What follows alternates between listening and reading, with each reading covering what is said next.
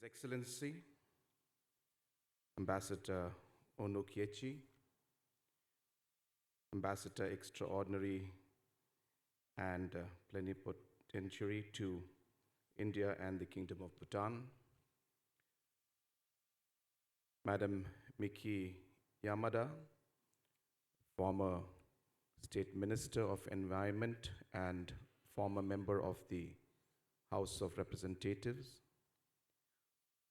Mr. Itsu Adachi, Executive Director of Sasakawa Peace Foundation, our Chair, Ambassador Deepa Gopalan Wadhwa, my friend, in fact, Mr. Sabyasachi, and Shri Tapirgaonji, dear friend who's here, Rajdeep ji, and all the other dignitaries who are present out here, Shri Bes Borwa ji, again a very old associate, and all the other participants who are here today to be part of this fifth edition of India-Japan Intellectual Conclave being organized by Asian Confluence here in Guwahati. I have a lot to say. I was just joking earlier with our ambassador that it's always a mistake to call a politician to speak because we can speak for hours without saying anything sometimes. So I will try not to do that. But I've been very, I should say, firm believer of the strong partnership, the trust, and the relationship between our two nations. And our Honorable Prime Minister, Shri Narendra Modi ji, has taken every step possible to ensure that the foundations that were laid truly expand and become into huge opportunities where our two nations can really work with each other and at the same time economically prosper. And it is this relationship and trust and the efforts by our Honorable Prime Minister which has motivated states like ours and many other states to take the step towards improving that partnership at the state level also with Japan. I'm very, very clear in terms of the strategy for a state like ours. We are not a very big state, and there are certain areas of strengths that we have, certain opportunities that we have, and we would like to be very focused in the way we move forward. And hence, whenever we discuss about how Meghalaya should move forward, I'm very clear with my team that we will do few things, but we will do them well. And that principle also drives us in terms of the relationship we have. We will work with few nations, but we will work with them well. And when we work with those nations also, we will focus on few things and do them well. And that is the basic strategy with which we are moving forward. And after doing all the assessment and analysis, we are very, very clear that Japan is one nation where the Northeast, and especially Meghalaya, will focus and work towards. And that is what has prompted me always to attend these programs, and even this program has been prompted by that focus and that thought process that we had. And yes, it started with my time when I was a member of parliament for about a year and a half, and I had made a visit, and along with Ficky and other members of parliament. And it was a huge learning experience for me to really be opened up to the entire work culture, the development aspect, the opportunities that our two nations shared and the work that could happen. And that is why, in my brief discussion I had with our Honorable Ambassador, I was mentioning to him that we are already doing a lot of work. We have laid the foundations, I should say. We are putting in place the structured system, and we would like to move forward in that because we feel we have put the foundation and the base. And I was just, I think our chairperson had mentioned about the nurses. And you'll be surprised that while the agencies and the teams that were there to recruit the nurses, we only had one nurse who had gone to Japan through that program. And when we dug deeper into it, we realized that our nurses or our citizens didn't have the money for the training program, which cost about $1.5 lakh. And the parents didn't trust those agencies, and the parents didn't want to send the children away so far.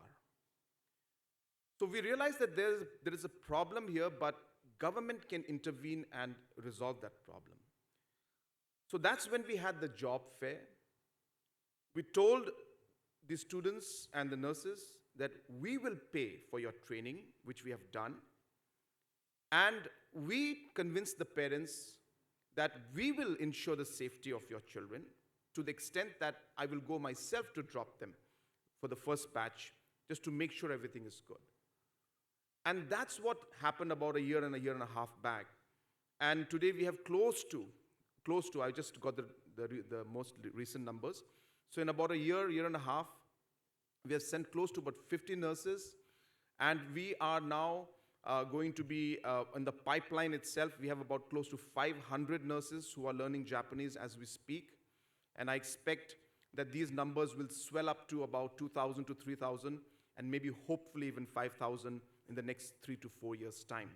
And that's the kind of focus with which we are working on the human resource aspect. And as we get comfortable with this entire process, I hope that we'll be able to expand our the areas in which they work from just nursing to other skills also. And we could be a very strong human resource provider for Japan. Just to share with you, Japan, of course, as we all know, has an aging population. Meghalaya is, India is young, and Meghalaya is even younger. So almost 45% of our population is below the age of 19. So that's how young we are. And we've got a lot of kids. That's why music and football and sports is very popular in our state. And that's why as a government, we are really focusing on that too. The second area which is very, very important for us is agriculture. And again, we have already started working in agriculture with a firm in Japan. And the location is in Miyagi. And the firm is called Yats Corporation Company Limited. And we actually have imported their machines which make the logs through sawdust, with sawdust, for the shiitake mushroom. And we are already now preparing this. We have a massive program under the self-help group where we are supporting through the mission, mushroom mission we have, where these logs are being now given, and training is being given, finance is being given. The people are being sent to Japan, to Miyagi, to be trained. I will be going myself maybe in about 2-3 months' time to Miyagi to further expand into what more could be done. So again, as I said, we are not a large state. And hence, looking at huge production is not our forte.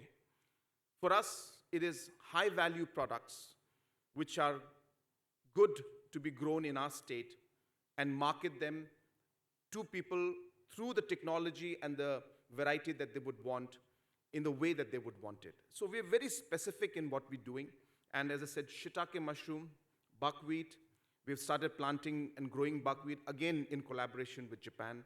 and we're going to take that forward. So I think agriculture is one area we're very keen to move forward.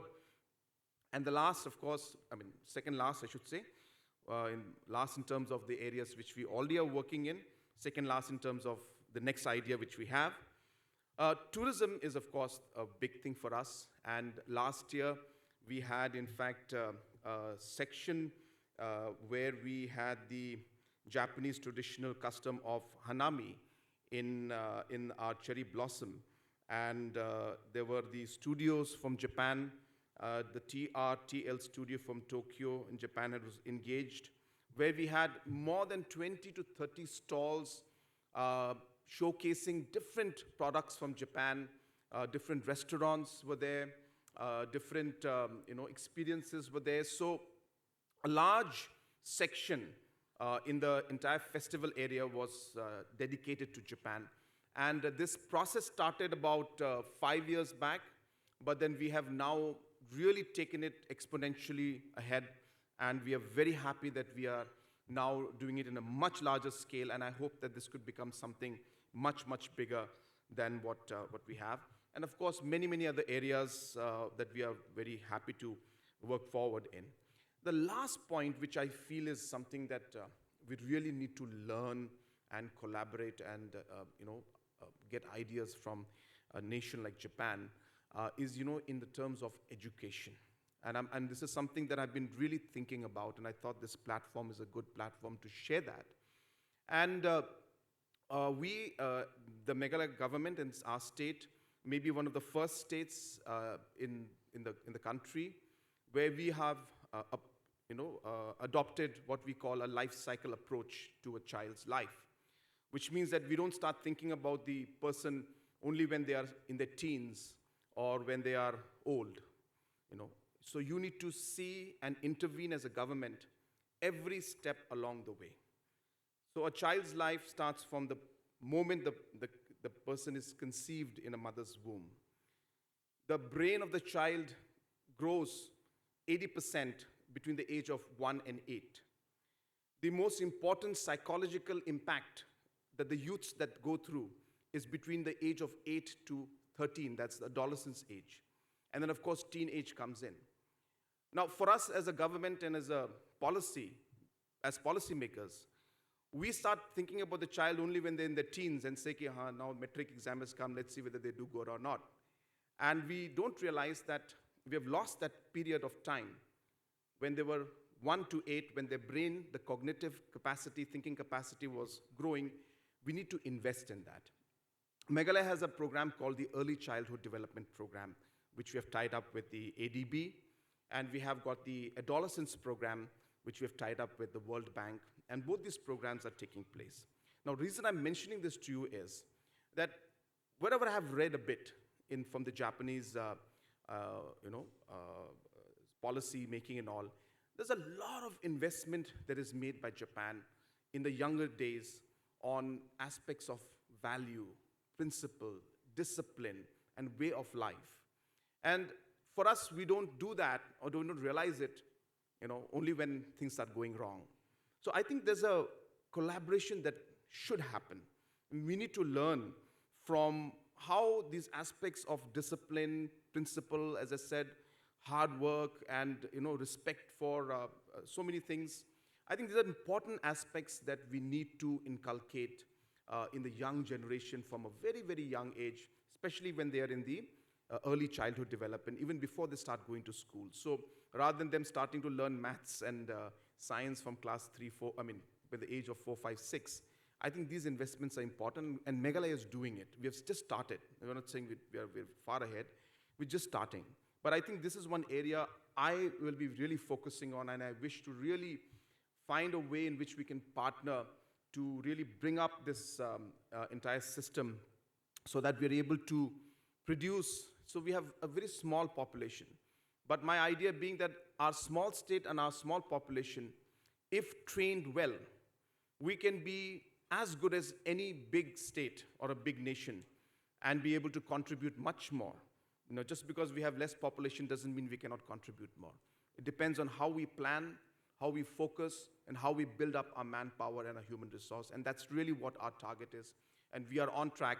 to do that. But I think nations like Japan, who have already proved it, are nations with which we should work with, and we will be working. And that's another reason, as I said, why we have been very particular to work with Japan, and we said we're going to choose few nations, but we're going to be having good relationship. We'll do few things, but we'll do them well. And last, just talking about the entire activities going on now with Japan and India, especially Meghalaya, a lot of projects going on in infrastructure. And I really would like to see, without going too much into details, I really would like to see that, a study, it needs to be done, or an assessment needs to be done towards the investments made already, and how these investments that we have made could unlock larger value and opportunities by just putting a bit more investment into the entire system. And I'll just give you a small example. Today, there's the bridge that's coming in from Phulbari to Dhubri. There's going to be 4,000 plus crores being spent on this. Now, if you're going to only look at the link that's going to happen between that and going down to Dalu and then to Bangladesh, we are looking at just one channel. Now, is there another way for us to be able to increase the potential of this investment made into the Dhubri bridge by connecting more links to it? So you've invested, say, 4,000 crores. Can the state government, central government, JICA, and other agencies work to see how we could tweak things and increase the value of this investment into, maybe 10x? And I was just explaining that this entire road economic corridor that we have from Dalu going all the way to Ratachara and down to Silchar, this road across the border of Meghalaya, already large sections of these roads are constructed already by NHAI, NHIDCL, Ministry of Road and Surface Transport, and maybe about 20%, 30% the gaps are there. If we just invest in those gaps and connect and make this corridor a full corridor, we are looking at this Dhubri bridge being, again, multiple utility coming in from entire trade of Meghalaya, a lot of trade coming in from Bangladesh, and maybe some even connecting via Barak Valley, Mizoram, Manipur, and down to Tripura also. So like that, I think it'll be important for us to kind of do a assessment of the investments made already and kind of doing an audit, whether they are giving the results that they should be, and what we could do to simply supplement the efforts and the investments made and make them even better. So I think this thought process is required. States need to sit together. I have mentioned this in the NEC meetings. I've mentioned this in the donor meetings. I've always talked that the Northeast states must work together. We are different states, but we are a region. For the rest of the world, they look at Northeast as a region, and the combination of those states together is much more powerful proposition for the world and for the rest of the country also. And therefore, there's a huge requirement, and I'm happy that we're seeing this. Our current donor minister is very, very aggressive, very, very progressive, and he has got very great ideas, and we're working very closely. And I really am seeing that if these, as Sabyasachi has mentioned, dots are actually connected together, there's a huge potential that can be unlocked. As I said, I can keep going on and on, so I will not do that anymore.